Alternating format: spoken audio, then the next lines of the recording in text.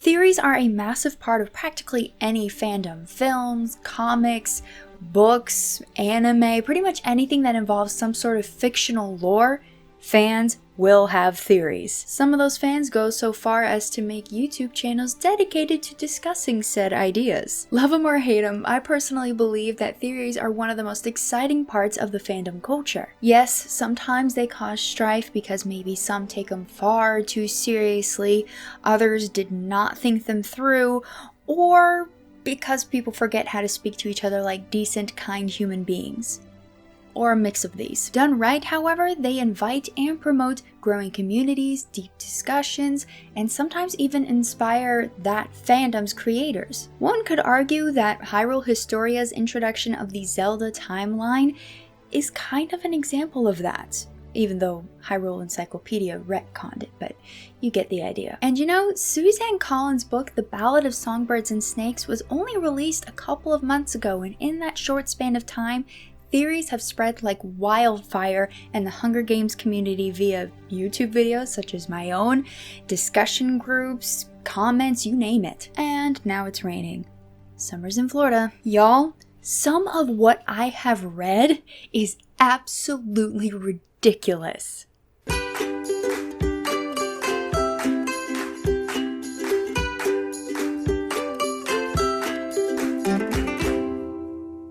Hey y'all, I'm the Geek Apprentice, and let's face it, bad theories run rampant in every fandom. They're poorly researched, have little to no evidence, or in some cases are based on the films instead of the books. Most of the time, these theories stay closeted and people tend to know better than to take them too seriously. Other times, all it takes is one big influencer to convince an entire section of a fandom of something that has little to no evidence. However, at the end of the day, it's all just for fun, and that includes this video. When I say that these theories, including one of my own, are ridiculous, that's not meant to be an insult to their respective theorists. I mean it to encompass the fact that there is a lack of evidence or that they are just so far out there that they should not be taken seriously. Again, theories are meant to be fun little mind stretchers. I mean, I'm willing to bet that many a theorist on YouTube have pages and pages of theories they have never made videos on because they were just ludicrous, had no evidence, and sometimes they even do make the videos on them and explain why they're ludicrous, so, you know, hence this video. It's part of the fun, so just keep all of that in mind as I discuss these theories. The first crazy theory I came across is the idea that Lucy Gray and Snow are meant to mirror Peeta and Katniss respectively. I haven't seen this one a lot, but where I have seen it, it leaves me scratching my head. It's almost as if because Lucy Gray and Snow for a short time were a couple, they must suddenly be meant to metaphorically mirror another couple from the trilogy, as if there's no way they could be individual situations. Come on, y'all. Give Collins better credit than that. On top of which, they don't compare. Like I said, most of the time it's people saying that Katniss and Snow are similar and that Peeta and Lucy Gray are similar. The only evidence I can think of is that Katniss and Snow are both skeptics and strategic. So is Gale and Plutarch and plenty of other characters from this fandom. As for the latter, they're both peaceful, as was Deli Cartwright and Primrose Everdeen, and you get the idea. Oh, and the reverse definitely does not work. Seriously, I have tried over and over again to see what others are seeing, digest what people are telling me the similarities are in the relationship itself, and it's just not there. And I actually believe that's a good thing. I like that they are individual situations. The closest that comes to a decent comparison is that later on, Snow sees Katniss as a threat, but pretty much just for who she is, but maybe sees the similarities to Lucy Gray, which is fine, but that's not much to go off of. What I'm saying is it's kind of a stretch to say that the couples are meant to mirror each other. The second crazy theory I came across was that Lucy Gray becomes Alma Coin, or any character that we know from the trilogy for that matter. I've seen plenty of comments suggesting who Lucy Gray might be in the trilogy, and just being honest, they don't make any sense. Obviously, from a physical standpoint, they don't make sense because, well, how one character is described is completely different to how Lucy Gray is described. It doesn't work. I even read a suggestion for a character that wasn't in the books, but was like one part of one film. What? I don't know. It may have just been a spur of the moment comment and they probably read it later and went, oh yeah, that doesn't work, whatever. Regarding Alma Coin specifically, to think that maybe Lucy Gray becomes her is to misunderstand both characters completely, but more specifically misunderstand what Coin is supposed to represent as a character in that trilogy. I think it's fun to consider, but not to take seriously. Obviously, the main reason none of these work is because of Lucy Gray's ending in the book and how it perfectly mirrors the ending of the character in her namesake song. That character just kind of mysteriously disappears, and so does Lucy Gray. We don't know what happens, and it's clear that Collins meant for those to be the same. In other words, she's not going to show up later. That would be a massive retcon if she did. Third on this list is that Snow actually loved Lucy Gray, or anyone for that matter.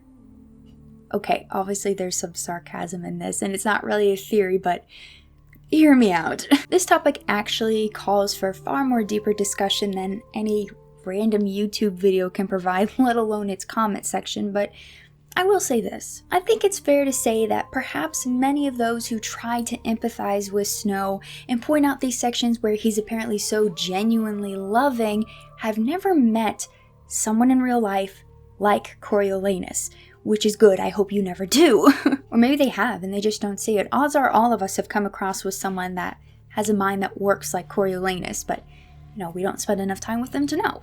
It's possible that people making this argument are really strong, empathetic people who love to help others and may have viewed Snow as just having a bad lot in life, rather than seeing his mind for what it truly is, which is very coercive and manipulative, aggressively manipulative. Not saying he deserved to have a bad upbringing, I'm just pointing out that doesn't justify him being mean. And plenty of people have a bad lot in life and don't turn out the way he does, so you can't say, oh, he was just influenced. It's like, no, he knew better. He definitely knew better. So rather than just sympathizing with Snow, which is totally fine to sympathize with someone's situation, they kind of come across as if they're blind to the situation. Not that that makes them weak. Blindness doesn't automatically mean weak. It just means that person might not be well versed in the mind and personhood of someone like Snow. Again, I'm not digging at anyone who thinks this. It's just very complicated. Yeah, I don't know. Then there's the other side, which is like, no, he has no feelings whatsoever. And I'm like, I'm in the middle, which is that, oh sure, he loved Lucy Gray and Tigress for that matter, but it was not love. For Lucy Gray, it was lust, and for Tigress, it was obligation, what was correct or right. Because let's be honest, he knows it would look very bad on his image if he treated Tigress wrong. Until, of course, he's president and doesn't care about her anymore because he doesn't want to be associated with her. Because image. It's almost as if he doesn't have the capacity for love, kind of like a psychopath. Not saying he is, but at the very least a narcissist, maybe covert or malignant, but I'd have to do more research. I'm not an expert on that, but he does have all of the earmarks. His brand of love is not about the other, even though he tries to make it seem like that. It's not. It's about worshiping his trinity of me, myself, and I, disguised with a silver tongue, charming looks, and what he sometimes believes is him doing good. Even in those moments where it really did seem like he was genuinely caring or trying to do the right thing, peel back the layers and he was doing the right thing by what? To make his image better. It's all about his image. I mean, he's so intensely self-conscious, which is one of the main roots of someone who is narcissistic. Obviously, too philosophical. I can't do justice to it in this video, and try as you might, I don't think we could do justice with each other in the comment section either. I just, it's deep and kind of dark. So, let's move on. The final theory is my own, and that is the idea that this prequel book gave us the origin to the three-finger salute. I want to emphasize this used to be a theory of mine. Like, I was this close to making a video dedicated to it, but the evidence was just so thin, such a stretch, it did not actually work, and there was a lot of logic missing that I decided, let's not make a video about it, except let's make a video about it and talk about how ridiculous it is, and hence this whole video. I thought that maybe we would get the origin to the three-finger salute in this book. Long story short, we didn't, but I thought that maybe we did from Lucy Gray's reaping. Here's what I had. I thought maybe the three fingers could be accounted for from the three people singing. They're the two people that precede Lucy Gray, which makes three. One of them is probably Maud Ivory and the other one maybe Tam Amber. As for the whole bringing it to your mouth and extending it, I thought that might be inspired by the singing because it starts with your mouth, and then it goes out. For left hand, I thought, well, left is usually considered wrong because 90% of the population is right hand dominant. I am not one of those, I am a lefty. And the Covey are not really District 12, and even if you do consider them that, they're from the scene, so that might work. I resolved that maybe the rest, such as its meaning and specific usage, just developed over time. First of all, terribly stretched evidence, am I right? Second, not that old. 65 maybe could be considered old, but I mean, it wasn't used that year, and it probably would have taken like several years for that kind of thing to be developed. And Lucy Gray was erased from history, so why would they even come up with it anyway? Who started it? Odds are this dates back to before the first Rebel War, before the Hunger Games were even started, and that we'll never know its history, and that's totally fine. My point is, it was a nice brain tease of a theory for me, but I'm glad I didn't make a video promoting it as an actual substantial theory. Alright, while all of these theories were equally weak, ridiculous, and just not possible, they were fun to consider, dissect, and play devil's advocate for a little bit. And that's the fun of theories anyway, right? I think so. Yes, I am of the opinion that the theories mentioned in this video ought not to be taken seriously at all, but still, it's a fictional book with strong philosophies, deep metaphors, and causes the mind to think and get creative. So it's fun in that regard, even if you believe any of these theories. So what are some ridiculous theories you've heard lately? Any of your own that you would like to think are true but realize, yeah, probably not, you know, like the one I came up with.